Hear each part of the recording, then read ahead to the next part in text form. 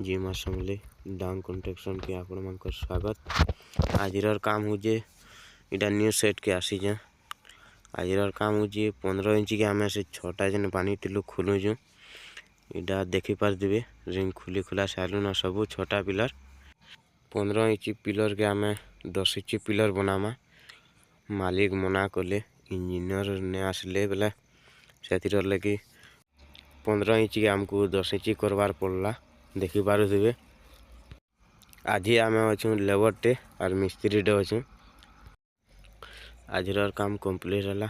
देखी पारे 6टा pillar Ben सालू आम 10 इंच के रिंग के आम 6 इंच दौचु।